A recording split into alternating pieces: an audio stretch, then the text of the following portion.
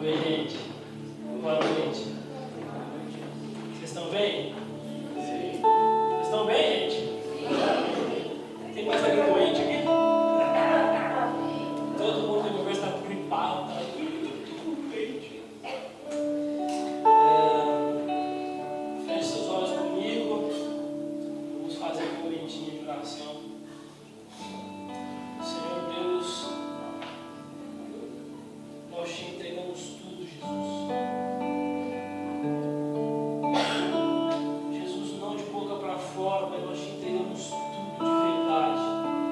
Tudo que nós temos, tudo que nós somos, tudo que nós seremos, Jesus, ainda. Todo sentimento do nosso coração, toda intenção do nosso coração, Jesus, nós queremos te entregar.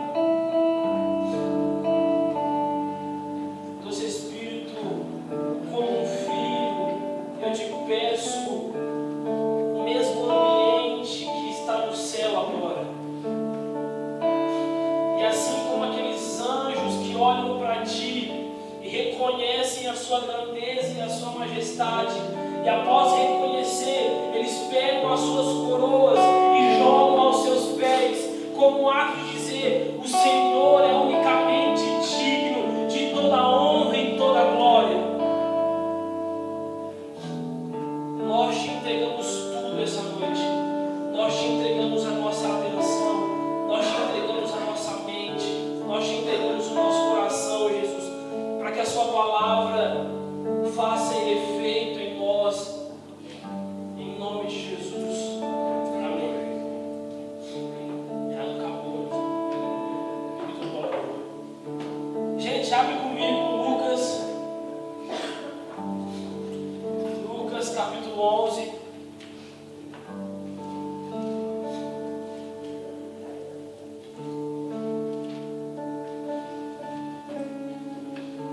Capítulo 11, versículo 5. Nós vamos ler 3 versículos apenas. Vocês estão me ouvindo bem, gente? Sim.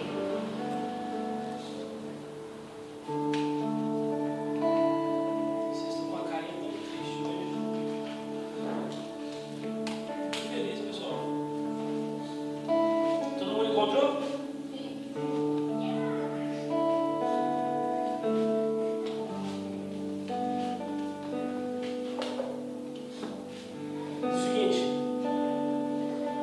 Então lhes disse: suponham que um de vocês tenha um amigo e que recorra a ele à meia-noite e diga: amigo, empresta-me 3 pães, porque um amigo me chegou de viagem e não tenho nada para lhe oferecer. E o que estiver dentro responda: não me incomode, a porta já está fechada e os meus filhos já estão deitados. Não posso me levantar e dar a você o que me pede. Versículo 8. Eu digo: embora ele não se levante para dar-lhe o pão, por ser seu amigo, por causa da importunação, se levantará e lhe dará tudo o que precisar. Bom, para quem não sabe, nós começamos no domingo passado uma série chamada O Reino de Deus. E nós vamos conversar sobre algumas parábolas que Jesus deixou para nós como instruções de como viver o reino de Deus aqui na terra. E aqui Jesus, ele está, no contexto, Jesus estava orando. E aí de repente um discípulo chega e fala: Jesus, nos ensina a orar. É o mesmo discurso de Mateus 6, quando Jesus ensina para os discípulos a oração do Pai Nosso. E aí os versículos anteriores começam dizendo: quando fordes orar, ores assim: Pai nosso que estás no céu, santificado seja o teu nome, venha a nós o vosso reino. E a oração que todo mundo já conhece. Só que Lucas, para quem não sabe, ele não foi um discípulo diretamente de Jesus. Ele se converteu um pouco depois, se tornando um discípulo assim de Jesus. E ele era um investigador, ele era um homem muito estudioso, ele procurava sempre e se aprofundar bastante nas histórias a respeito de Jesus. E aí Lucas, ele começa a contar essa história, só que para a gente entender a parábola do amigo importuno, nós precisamos compreender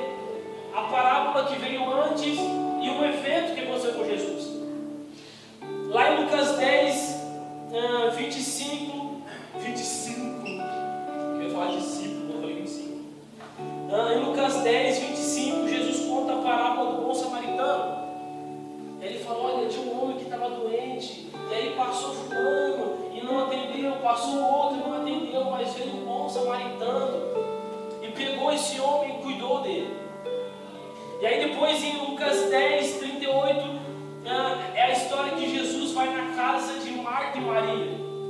E aí você fala, mas Gil, o que tem a ver a parábola do amigo importuno com a parábola do bom samaritano e Jesus indo na casa de Marta e Maria? É que a parábola do bom samaritano está falando sobre amor ao próximo. Está dizendo, olha, você precisa abandonar tudo que você tem, tudo que você é, todo o seu cargo, toda a sua, tudo que você carrega religiosamente e amar o seu próximo. E aí Jesus na casa de Marta e Maria está falando sobre ouvir o Senhor, sobre se posicionar no lugar certo para ouvir o Senhor. Vocês estão aqui? E abrindo um parênteses aqui, eu queria dizer que eu não sei se vocês estão percebendo,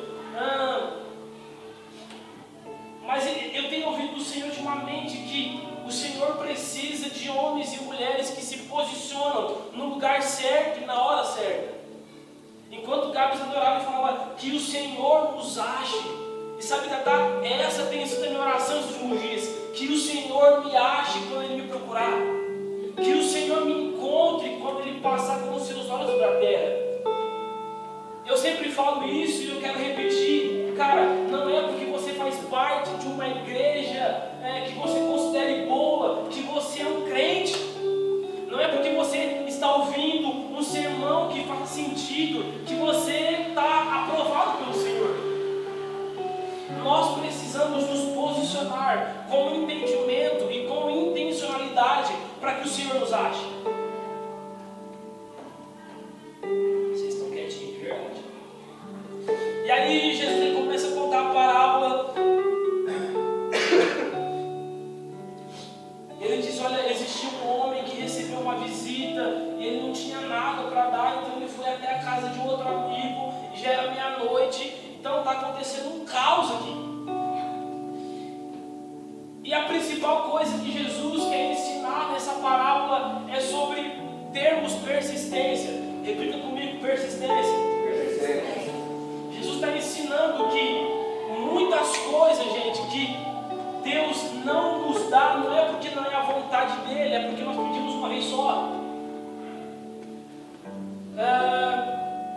A minha maior crítica para a nossa geração, a maior crítica para nós mesmos, é que nós somos uma geração fast food. Nós somos uma geração imediatista.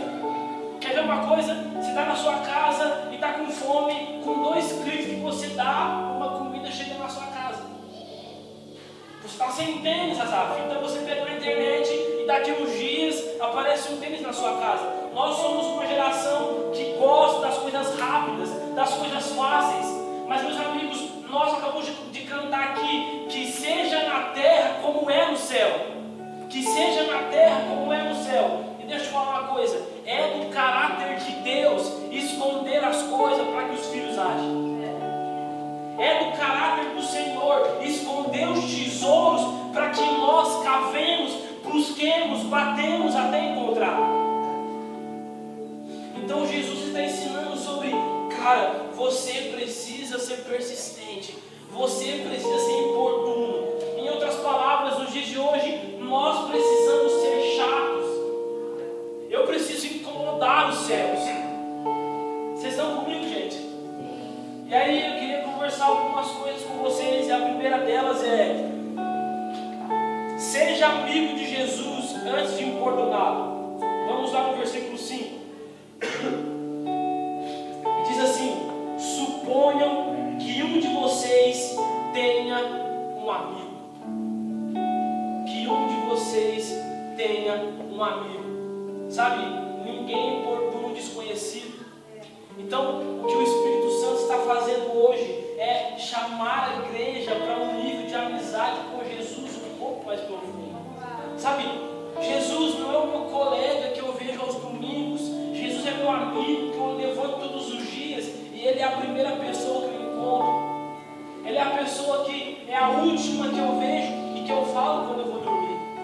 Então, nós precisamos, como igreja, atingir um nível de intimidade com Jesus um pouco mais profundo. Por quê? Porque essa chave de importunação está reservada para quem é amigo. Vocês estão comigo, sim ou não? Só nós construirmos uma vida de profundidade com Jesus, permanecendo em uma vida rasa de oração.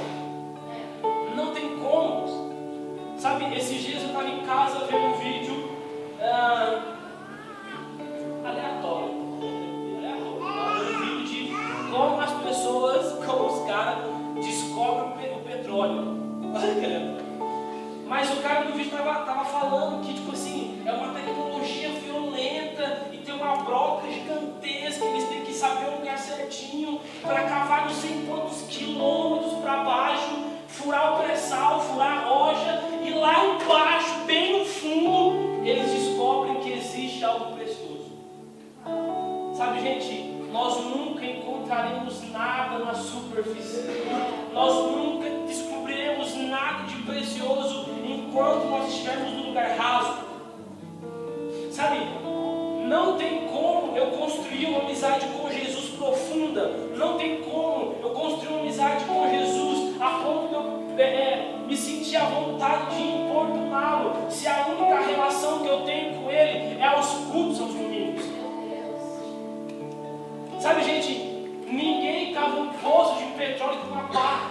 Eu preciso de um equipamento, sabe? Eu não vou ser profundo com Jesus se eu venho na igreja um dia na semana e depois eu esqueço dele. E aí, voltando no começo do sermão, aqui está o posicionamento de que Deus está falando. Sabe, eu queria abrir um parêntese aqui, não é merchan, não é marketing, não é nada disso, mas a partir de amanhã, eu sei que algumas pessoas também vão, nós entraremos em um jejum de 40 dias. E nós vamos começar uma leitura bíblica também, que vamos ler a Bíblia em 6 meses. Gi, por que você está falando isso no meio do sermão?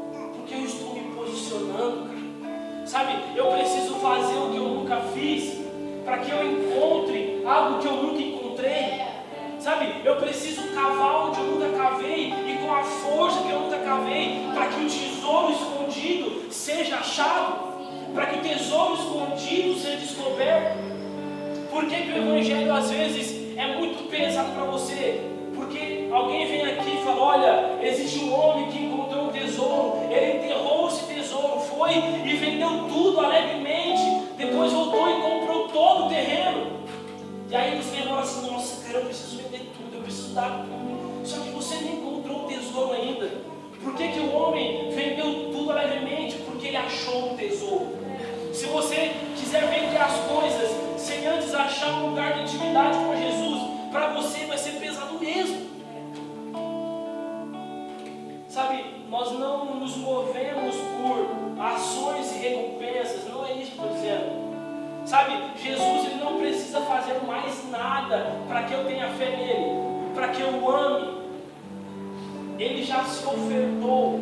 Sabe, eu amo o livro de Filipenses, talvez seja um dos meus preferidos da Bíblia, que diz: olha, ele deixou toda a sua glória, ele se esvaziou completamente. Então pensa comigo, Deus, o Criador de todas as coisas, aquele que sustenta tudo pelo poder da sua palavra, deixou a sua glória e se tornou como nós.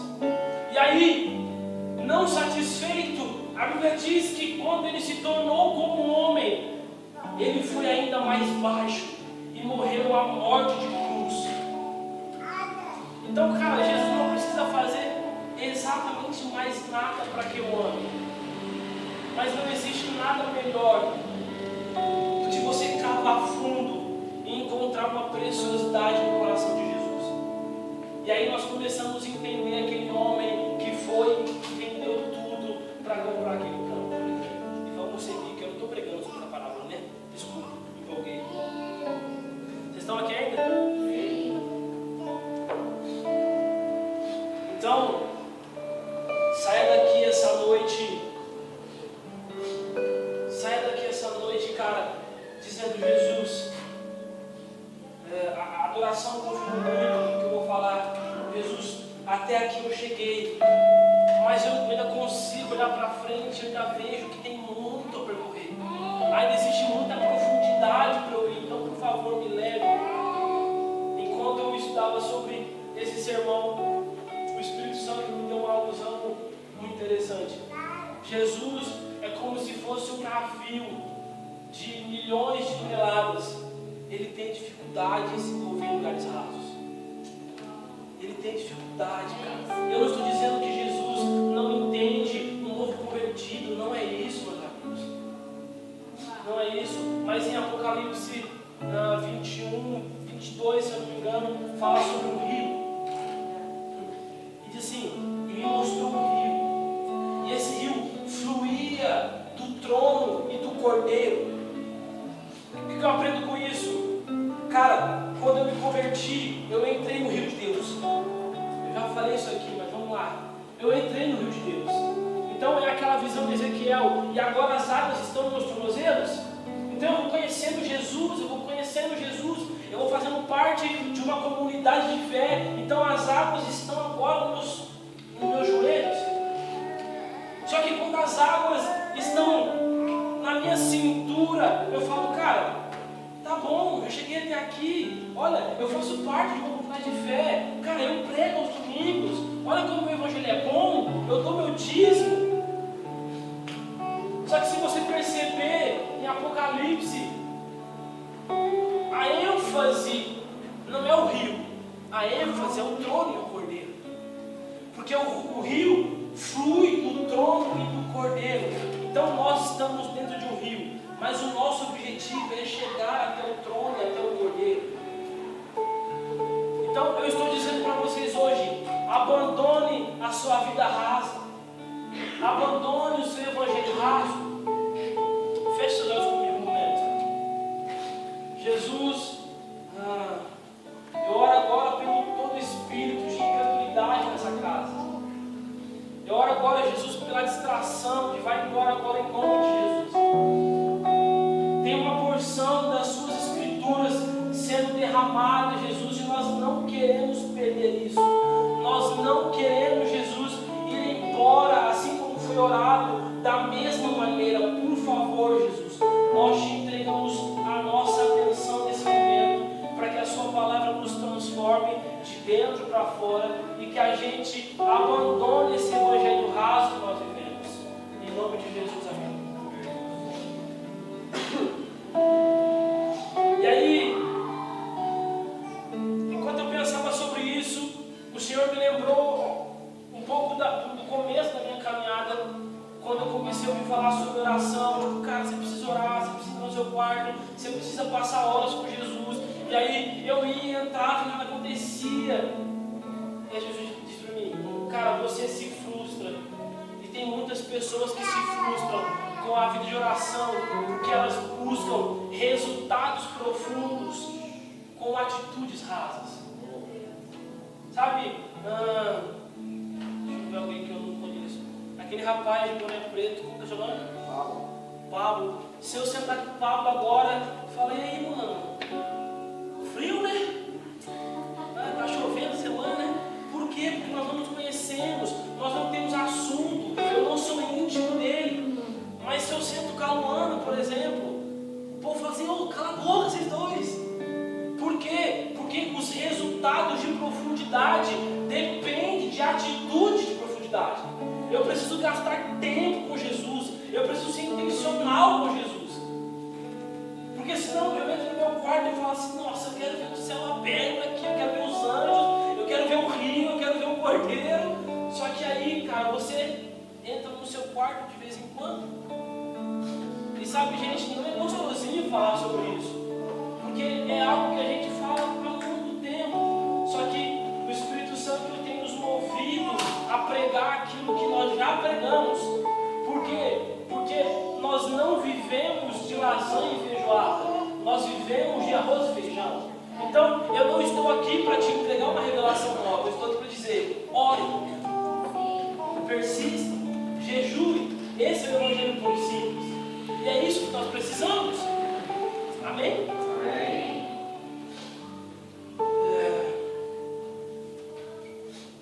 A segunda coisa que nós aprendemos com esse texto é dependência. Repita comigo, dependência.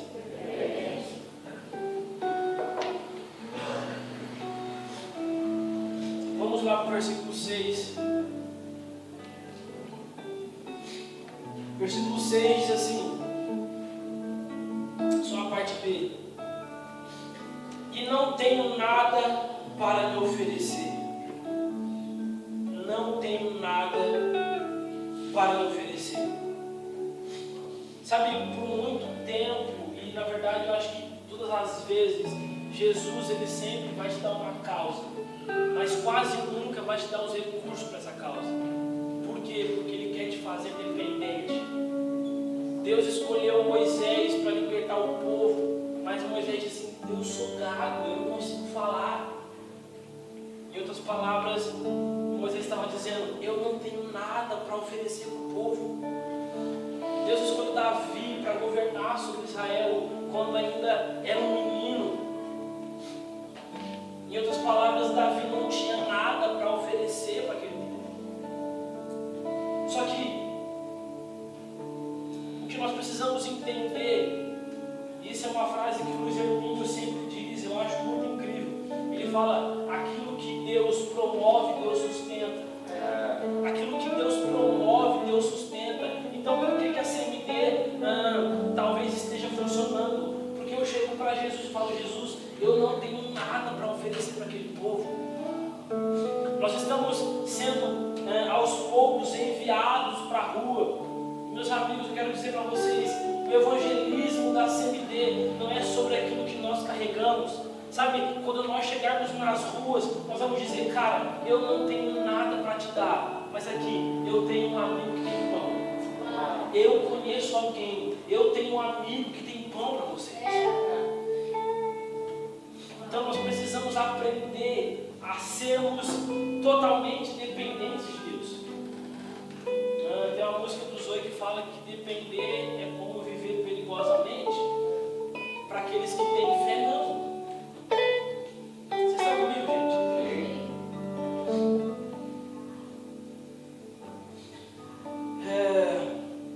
E aí o próximo versículo vai falar sobre a importunação, que é o que nós vamos tratar mais hoje.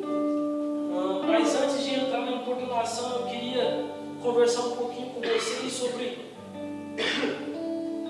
qual é o primeiro princípio da oração que nós devemos ter, que nós devemos estar na nossa mente antes de começar a orar. Jesus ele começa a ensinar em Lucas 11, ele diz: olha, quando vocês forem orar, orem no Pai Nosso que está no céu. E aí, a parte para mim mais emblemática da oração do Pai Nosso é: seja feita a tua vontade. Seja feita a tua vontade. E aí, quando nós começamos a entender, a discorrer sobre o assunto de oração, nós precisamos entender que a oração não serve para mudar a ideia de Deus. Então, tipo assim, cara, eu quero muito, sei lá, eu quero muito uma casa. Eu fico: Deus me dá uma casa, Deus me dá uma casa, Deus me dá uma casa, Deus me dá uma casa. Gente, isso não é importunação. Importunar não é tentar fazer Deus uma ideia, porque a Bíblia diz que Deus ele é imutável, imutável, ou seja, Deus não muda, Deus não varia, Deus não tem dois pensamentos. O que isso quer dizer? Isso quer dizer que a vontade de Deus sobre mim, sobre você, sobre a CMD, sobre o mundo, está estabelecida desde a fundação do mundo. Antes de eu nascer, Deus já sabia todos os dias da minha vida. Então, quando eu oro importunamente, eu não estou tentando mudar a ideia de Deus. Tipo, por favor, Deus, será que eu vou te convencer? E aí você pode falar: mas Abraão fez Deus mudar de ideia em relação a Sodoma e Gomorra. Cara, era da vontade de Deus salvá-lo. Abraão apenas agiu como intercessor para isso. Então não, cara, a oração não é sobre mudar a vontade de Deus a nosso respeito. A oração serve para descobrir qual é a vontade de Deus. E através da oração, eu moldo o meu coração para viver a vontade de Deus. Então nós precisamos passar para um próximo nível de oração na igreja. Eu tenho uma mãe pentecostal das boas, ela de fogo. E eu lembro que quando eu era pequeno assim, minha mãe me levava por cima de oração às vezes. e criança, não entendia muita coisa, e também não fazia questão de entender, porque era meio demoniado. E eu via aquele monte de mulher orando assim, jovem, homem, orando. E aí eu vi essa cena várias vezes. E aí eu fui crescendo, fui para outra igreja, uma igreja com mais jovens e tal. E aí eu comecei a ouvir algumas coisas sobre a juventude que me chateavam muito. Do tipo, não, cara, jovem não quer nada com Deus, não. Não, isso aí é fogo de palha, o que eles querem, tipo assim, vem, fica bem com consciência e sai, é por isso mesmo. E aí isso começou a macular muito meu coração, sabe? Ele falou, cara, por que nós não queremos Deus? Cara, por que nós não queremos orar? Por que nós não queremos fazer parte daquilo que Deus está fazendo? Por que quando eu chego na igreja eu só vejo o povo mais velho orando? E aí, hoje de tarde eu estava em casa escrevendo um sermão, orando sobre hoje, com vocês. E aí o Espírito Santo me disse, Gi, o Evangelho não funciona como a área industrial, as empresas que nós precisamos renovar as ferramentas, renovar os métodos, renovar as estratégias para que então comece a dar certo as coisas. O Evangelho foi fundado em oração e vai ser consumado em oração. Sabe, o Evangelho da oração, do jejum, é para desde o mais novo até o mais velho.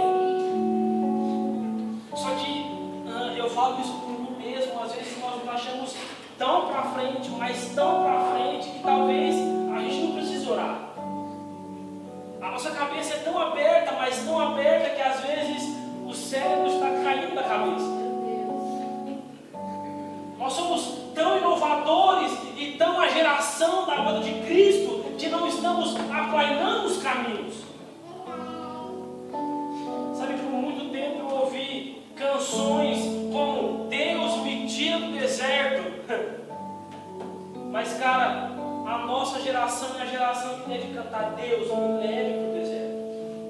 Porque é no deserto que eu aprendo a depender de Deus. É no deserto que eu aprendo a orar.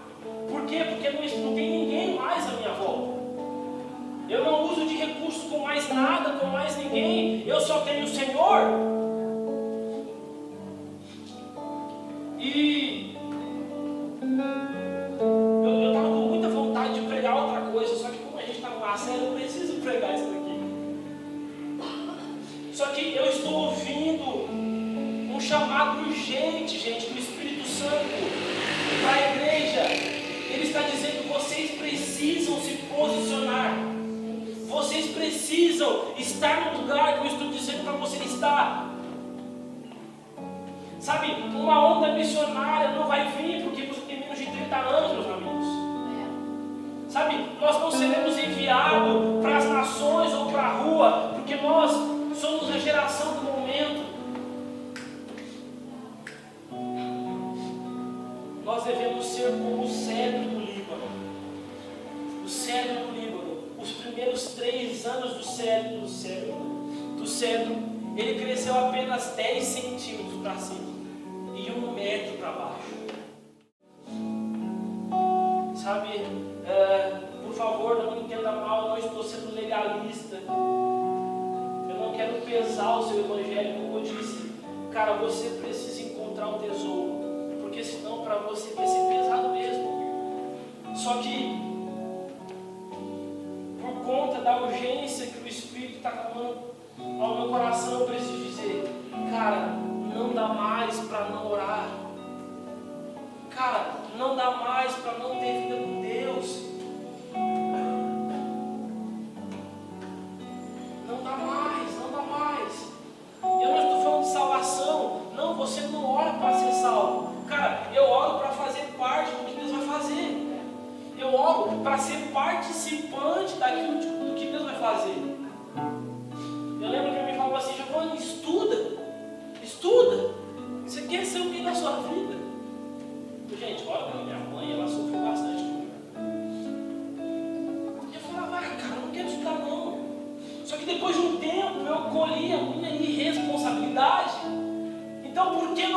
pensamos que o meu evangelho é diferente. Não, cara, pô, os pastores da igreja oram bastante, tá tudo certo, então, ó, avivamento, vamos lá, avivamento. Só que nós esquecemos que na oração de Jesus, quando ele está padronizando, Deus, olha, sigam esse exemplo aqui, ele não diz, vá para uma comunidade, ele diz, vá para o seu quarto, feche a sua porta, e o Pai que está em secreto vai olhar para você e não para a sua comunidade. Vocês estão comigo? Sim.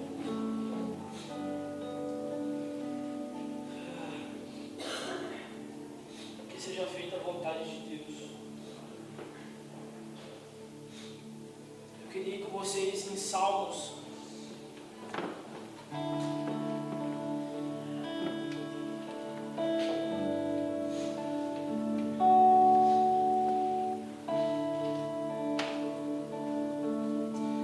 capítulo 51, versículo 12.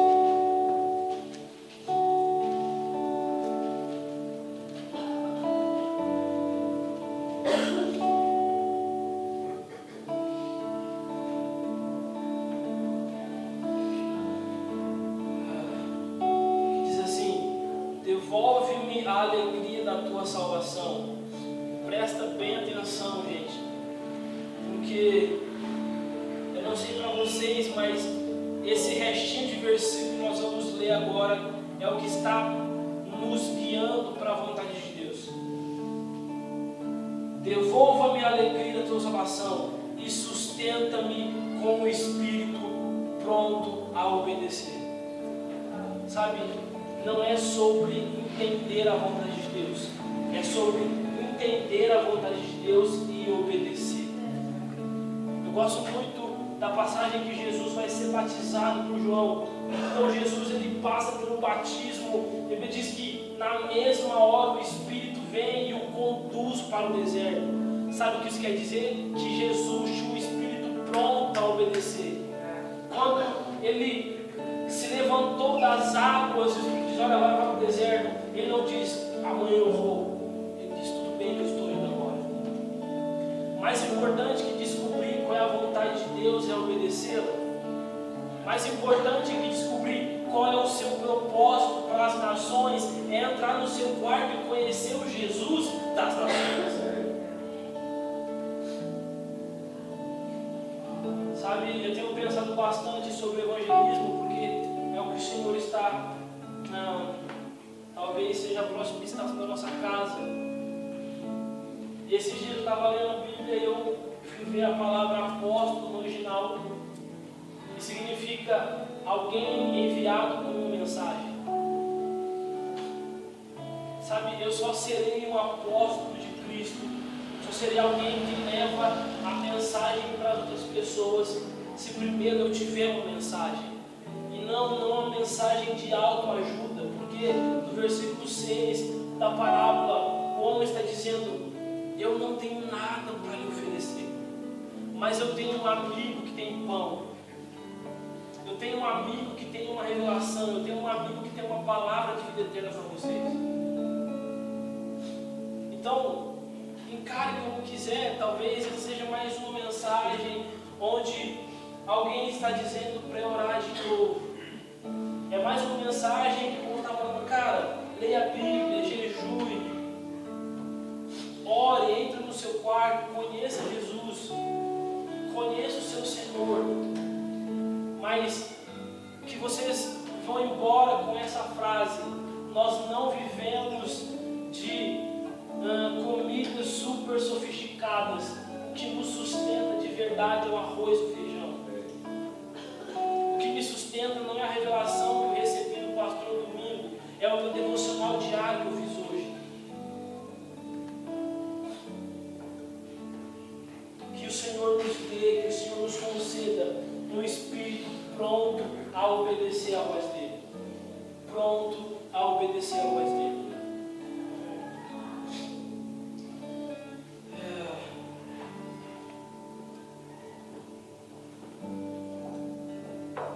Eu fui ouvir um sermão sobre essa parábola falando sobre como nós podemos alcançar o coração de Deus através da importunação, como nós podemos alcançar aquilo que nós queremos segundo a vontade de Deus através da importunação. Só que mais do que alcançar o coração de Deus através da oração, a oração faz Deus alcançar o seu coração. Porque o Senhor estipula uma vontade para você, só que Ele não te obriga a viver. Através da oração eu entendo que a vontade de Deus é boa, perfeita e agradável, então eu vivo. Então como que eu entendo a vontade de Deus? Orando. Como que o Senhor amolece o meu coração? Orando. Já falei isso aqui outras vezes. Abacuque, no capítulo 3, ele vai começar, e aí o título está assim, a oração de Abacuque. E aí começa, e Abacuque ouviu o Senhor. Oração não é falar, oração é ouvir. E ouviu o Senhor. Todas as vezes que nós vemos grandes homens de Deus fazendo grandes obras, sempre começa, e fulano ouviu o Senhor. E disse o Senhor a fulano. E então ele viveu a vontade de Deus. Amém? Amém. Versículo 8 de Lucas 11.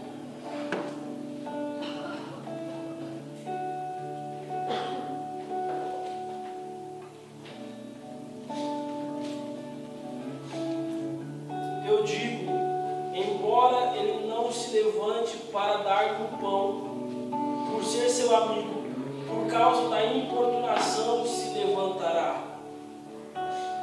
Por causa da importunação se levantará. A palavra importunação no original é ousada perseverança. Ousada perseverança. Sabe, eu preciso bater no mesmo lugar até que isso aconteça. Eu preciso bater na mesma porta até que essa porta se abra. Todo mundo aqui conhece o avivamento do país de Gales.